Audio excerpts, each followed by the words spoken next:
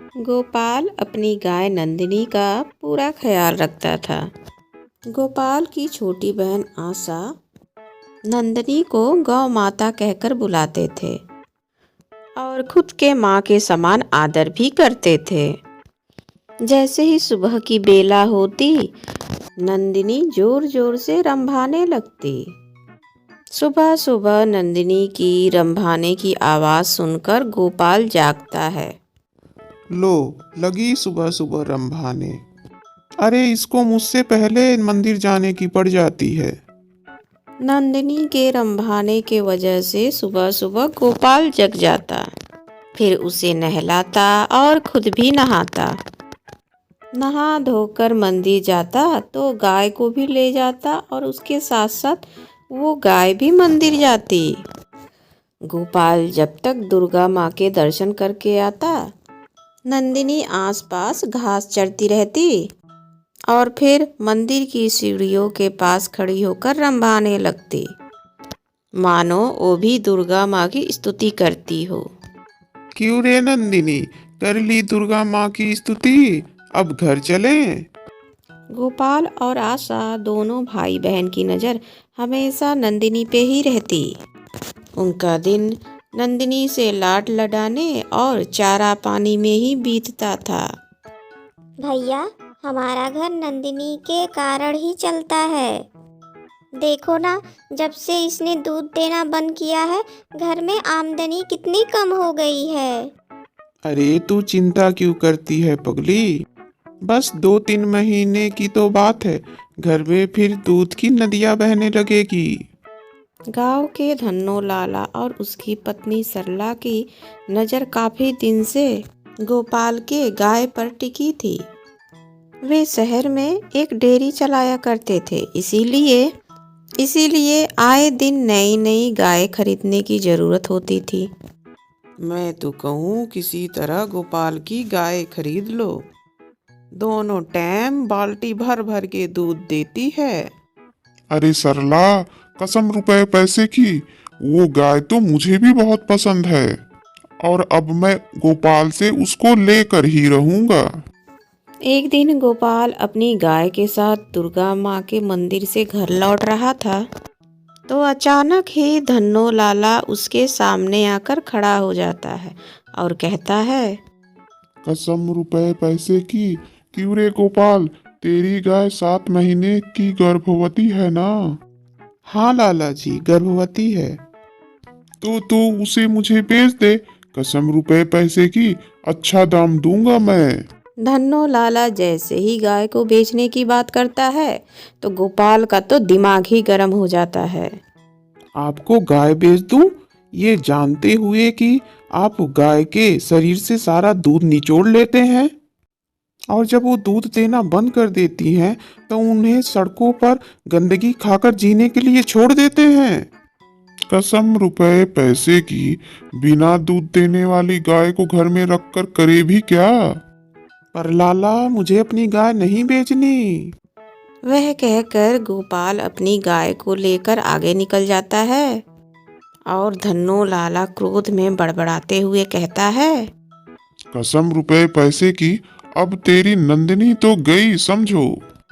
एक दिन गोपाल दुर्गा माँ के मंदिर से जब पूजा अर्चना करके बाहर आता है तो हैरान और परेशान हो उठता है। अरे नंदिनी कहाँ गई? इस समय तो वह हमेशा मंदिर के सीढ़ियों के पास खड़ी रहती थी। अरे गोपाल बेटा, इतना परेशान मत हो, अरे यहीं आसपास चल रही होगी कहीं, जा ढूंढ ले उसे। गोपाल नंदिनी को मंदिर के आसपास सब जगह ढूंढता है, मगर नंदिनी कहीं दिखाई नहीं देती। कहाँ चली गई अचानक? पहले तो कभी ऐसा नहीं किया। आशा को जब नंदिनी के अचानक हो जाने का पता चला तो उसकी आंखों से आंसू निकल पड़े और वह बोली, भैया, मैं नंदिनी के बिना नहीं रह सकती। मुझे नंदिनी चाहिए, तुम उसे कहीं से भी ढूंढ के लाओ भैया। तुम रो मत बहन, हमारी नंदिनी हमें जरूर मिल जाएगी। एक के बाद दो, दो के बाद चार, ऐसे कई दिन हफ्ते बीत जाते हैं मगर नंदिनी का कहीं पता नहीं चलता। आशा नंदिनी की चिंता में तो खाना पीना ही छोड़ देती है। आशा, कुछ खा लो बहन, यूं कब तक भूखी रहोगी? मैं क्या करूं भैया, मुझे तो भूख ही नहीं लगती। हर समय नंदिनी की याद आती रहती है। उसको तो मैं भी नहीं भूल पाता। पता नहीं कहाँ और किस हाल में होगी हमारी नंदिनी। एक दिन गोपाल नंदिनी को ढूंढने जाता है तो धन्नो लाला उस पे हंसने लगता है और कहता है, कसम रुपए पैसे की, गोपाल बेटा, मैंने सुना है तेरी नंदिनी भाग गई है। नंदिनी के बारे में ऐसा मत बोलो लाला, मैंने उसे माँ का दर्जा दिया है। माँ का दर्जा। पर उसने तो तुझे बेटे का दर्जा नहीं दिया ना। अगर देती तो क्या ऐसे भागती भला है? नंदिनी घर से क्या गई, घर तो एकदम से सूना ही हो गया। आशा का हाल बेहाल हो जा रहा था और गोपाल का भी मन नहीं लग रहा था किसी काम में। बेटा गोपाल, ऐसे हमेशा परेशान रहने से क्या हासिल होगा? अगर नंदिनी कहीं नहीं मिल रही है तो पुलिस थाने में रिपोर्ट लिखवा दे। हो सकता है पुलिस उसे ढूंढ ले। अब तो मुझे माँ दुर्गा का ही भरोसा है पुजारी चाचा। पुलिस गाय ढूंढे या ना ढूंढे, लेकिन दुर्गा माँ उसे जरूर ढूंढ लाएंगी। तुझे अगर दुर्गा माँ पे इतना ही भरोसा है बेटा, तो देखना तेरा दुर्गा मैया कभी भरोसा टूटने नहीं देंगी। यही सोचकर गोपाल दुर्गा माँ के मंदिर जाके दुर्गा माँ के सामने हाथ जोड़कर प्रार्थना करता है और कहता है, हे माँ, मेरी नंदिनी पता नहीं किस हाल में है। उसकी रक्षा करना माँ, और उसे वापस लौटा कर ले आना। आशा भी भूखी प्यासी माँ दुर्गा के मंदिर आती है और माँ दुर्गा के पैरों पर गिरकर रो पड़ती है और कहती है, हे माँ, जब तक मेरी नंदिनी घर नहीं आएगी मैं अन्न जल ग्रहण नहीं करूँगी। हमारी नंदिनी को घर वापस ले आओ ना माँ, ले आओ। आशा और गोपाल का नंदिनी के प्रति इतना गहरा प्यार देखकर माँ दुर्गा बहुत प्रसन्न होती हैं और मूर्ति में से आवाज आती है, तुम चिंता मत करो मेरे बच्चों, तुम्हारी नंदिनी घर जल्दी ही वापस आ जाएगी। उस समय नंदिनी धन्नो लाला के गौशाला में कैद थी और निर्दयी ने उसे लोहे के जंजीरों से जकड़ रखा था। सरला बोली, अब इसे हमें जल्दी ही अपनी डेयरी में भेज देना चाहिए।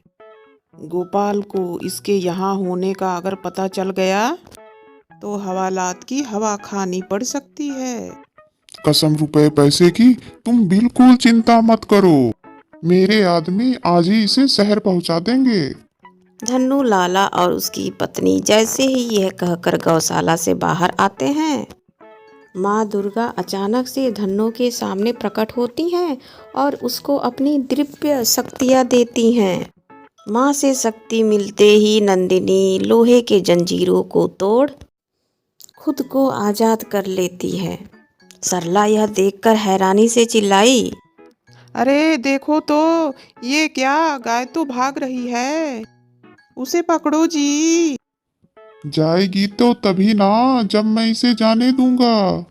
यह कहकर धन्नो लाला और उसकी पत्नी उसे घेरने के लिए उसके तरफ दौड़ते हैं, मगर नंदिनी उसे अपने सींगों पर उठाकर पटकने लगती है। हाय, मर गई, मेरी तो कमर ही टूट गई जी। पता नहीं इसमें इतनी ताकत कहाँ से आ गई। नंदिनी लाला के गौशाला से निकलकर गोपाल के घर के तरफ दौड़ने लगती है, लेकिन तभी वहां पर बीच में मंदिर आ जाता है। नंदिनी वहां खड़े हो जाती है और रंभाने लगती है। उसका रंभाना सुनते ही गोपाल दौड़ता भागता हुआ आता है और कहता है, नंदिनी, तू आ गई नंदिनी। फिर जैसे ही आशा को नंदिनी के मिलने की खबर आती है, वो दौड़ते भागते हुए मंदिर पर आ जाती है। आशा नंदिनी से लिपट कर कहती है, नंदिनी, मैं तो तेरे बिना मर ही गई थी। कहाँ चली गई थी नंदिनी, तू कहाँ चली गई थी?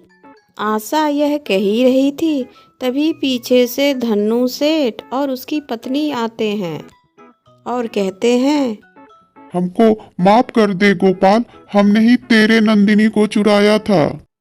हमने यह पाप किया है, इसीलिए तो दुर्गा माँ ने हमें लकवा का मरीज कर दिया। गोपाल एक बहुत ही बड़ा भला आदमी था। वह दूसरे का दुख देख नहीं पाता था, इसीलिए उनको इस बुरी हालत में देखकर उन पे उसको तरस आ गई। और गोपाल कहता है, लाला, गौ माता का सेवा का व्रत लो और माँ दुर्गा से माफी मांग लो, हो सके तो वह तुमको माफ कर दे। गोपाल के यह कहने पर धन्नो लाला और उसकी पत्नी दोनों माँ दुर्गा की मूर्ति के सामने लेटकर अपने पापों की माफी मांगते हैं और माँ दुर्गा की कृपा से उनका लकवा ठीक हो जाता है। वह उनको माफ कर देती हैं। फिर वह उस दिन के बाद गोपाल की तरह सच्चे मन से गौ माता की पूजा करते हैं और सेवा करते हैं। तो दोस्तों, आज की कहानी आप लोगों को कैसी लगी ज़रूर बताइएगा कमेंट में। फिर मिलती हूँ नेक्स्ट वीडियो में, तब तक के लिए बाय और थैंक यू सो मच मेरी पूरी वीडियो देखने के लिए।